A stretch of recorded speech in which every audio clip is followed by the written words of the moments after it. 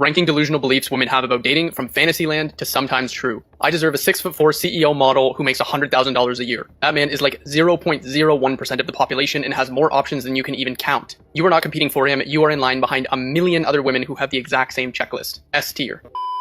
The womanists got together to protest and solved absolutely nothing, of course. We've got a video for you here today from the Modern King. Let's jump into it. So 100,000 women went on strike today in Iceland to demand gender equality. The entire population is 370,000.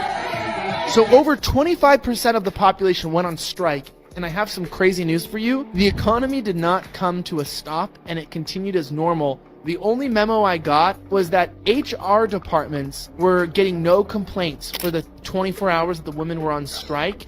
And men were writing that they were really sorry women didn't get gender equality. But I heard one CEO said it was nice to finally get some done, end quote. When women like this try to strike, they honestly think the world is going to stop. They refuse to admit that the important jobs that keep society functioning are pretty much done exclusively by men. If companies can pay women less, why don't they hire all women? Well, that's a whole nother story. Really? I understand your argument, and I understand that you're angry. I'm not angry. I can hear it in your voice. I'm not Listen to angry. your voice. I'm hearing my voice and I sound pretty calm. You have now shifted the quality of your voice, and I thank you for that. Okay. And you've just given me a condescending look, and that's another reason why we need feminism. And now I'm done, and thank you so much.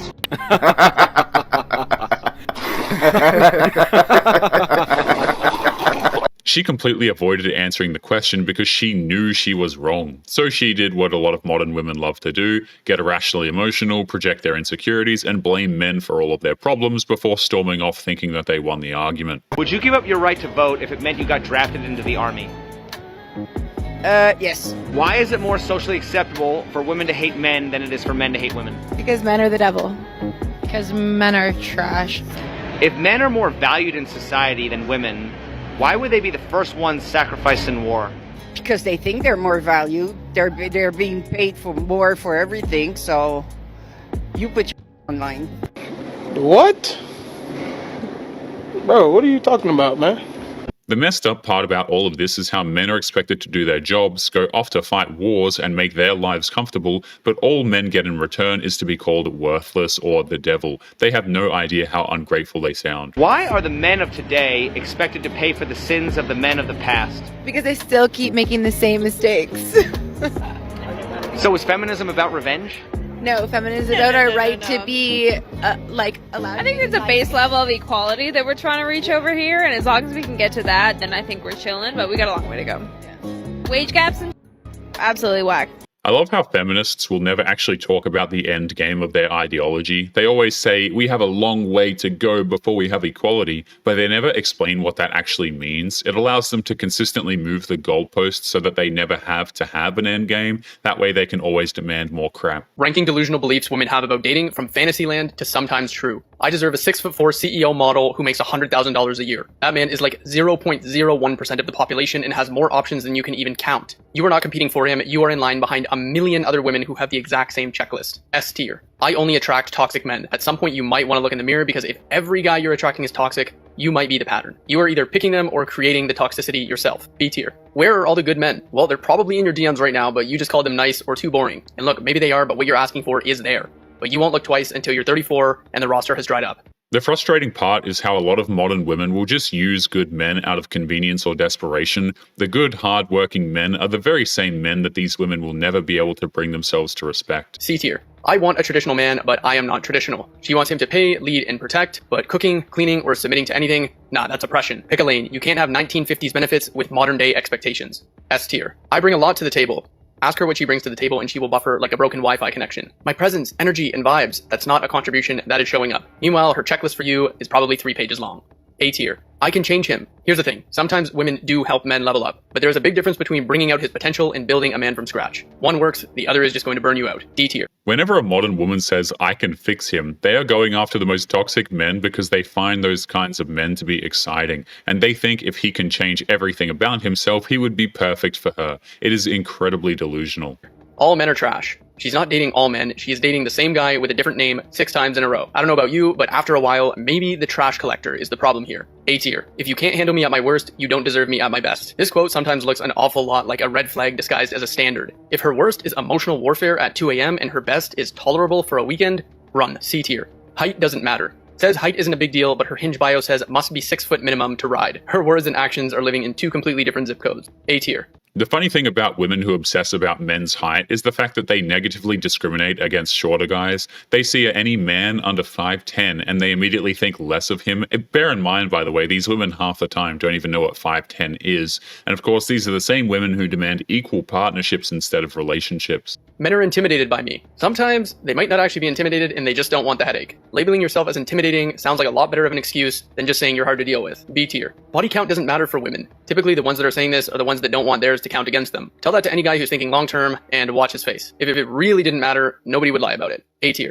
Body counts absolutely do matter, and they always have. If you look back 100 years ago, if a woman had a body count of 1 out of wedlock, she was considered damaged goods. Nowadays, that is seen as terribly rookie numbers by women who insist on destroying other women's lives. Women in this country still make 77 cents on the dollar for what men make. So if women don't make less than men? Actually, if you start looking at the numbers, Rachel, there are lots of reasons for that. Wait. Well, don't tell me the reasons are. Do women make less than men for doing the same work?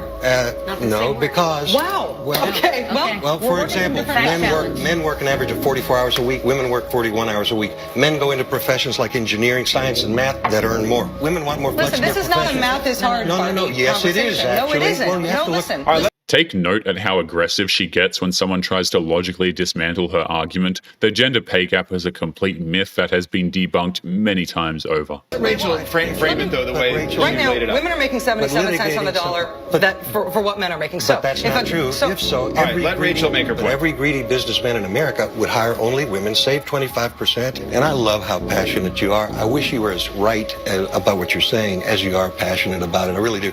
For example, may I share one fact with you? When you look at, for example, single women working in America today between the ages of, I think, 40 and 64, who makes more, men or women, on average? Men make $40,000 a year. Women make 47. When you take out the marriage factor, look at some economics. My point here is that we're manufacturing a political crisis. It's funny how quickly that woman's co-hosts ran to her defense. She hasn't made any type of reasonable point. She's been disruptive, rude, defensive without bringing up any real facts at all. Yet she's the one who needs defending by a guy who's being calm and rational. What do you bring to the table? When I hear a man ask women that question, it already tells me about that man everything I need to know. So let me just clarify something here. Women sacrifice so much in relationships, giving birth, raising children, putting dreams on hold, carrying the emotional weight, holding the home together while still showing up with love. Women pour from empty cups day after day. So here's the question nobody likes to ask out loud. What can a man sacrifice for a woman? A man will sacrifice everything and more for a woman he cares about. His money, his time, his energy, and his peace will all oftentimes get sacrificed for a good woman. But unfortunately, a lot of modern women will write all of that off as the bare minimum and then demand more while offering nothing in return.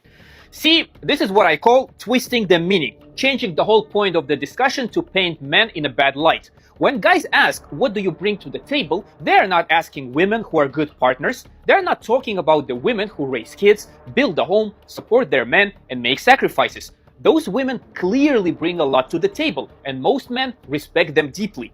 But let's be honest, that's not the majority. Most women today who are in their relationships aren't giving birth, raising multiple kids, or putting their careers on hold.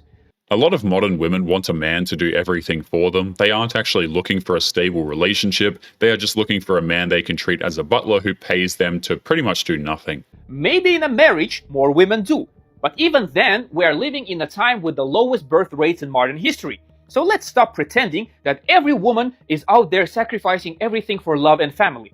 And even in a scenario she described, let's say a woman is raising kids and supporting her family. Great, but what about the man? He's probably working 10-12 hours a day, taking care of financial responsibilities, protecting the family, fixing things, solving problems, and still being expected to stay strong through it all. The disturbing part is, even if that man is working 50 to 60 hours a week, paying the bills, taking care of the kids, whatever, an ungrateful wife will still look at him with pure scorn anyway. It's never enough for women like that. He sacrifices sleep, time, peace of mind, and years of his life to provide for his family. But somehow, that's invisible? And that's the manipulation right here. Framing it as if only women give and men just take, when in reality, in most healthy relationships, both sides give a lot. The truth is, when men ask, what do you bring to the table, they're talking about the women who don't contribute anything, the ones who expect everything to be handed to them just for existing, the ones who think that showing up is enough. The funny part is how there are too many women out there who bring nothing except entitlement and bad attitudes to the table, and they think their mere existence is more than enough to keep a man happy in a relationship, which is impossible because they want their men miserable. If you are a woman who actually puts effort, builds with her man, shows empathy, and brings peace, few men would question your value. But if all you offer is attitude and expectations, don't be surprised when someone asks, what do you bring to the table? Meanwhile, I will ask my man to do anything for me, but I swear to you, the moment that he asks me to do anything, I'm irritated. And it could be the simplest task, like, oh, could you rinse this cup out for me because you're right there by the sink? Pissed. Instantly pissed. Or, oh, could you go hand me a towel because I forgot to grab it? Why the did you not grab that towel? Y'all are such bad people. We've been seeing a crazy rise in modern women who get furious with their men for the dumbest reasons imaginable, forgetting towels, getting sick, or wanting to take a nap. It doesn't matter, these women get furious anyway with their men if they do anything she doesn't approve of. Make sure you click on one of the videos on screen now to watch more if you liked today's video. Don't forget to take care of yourself, and I will see you in the next one. Peace.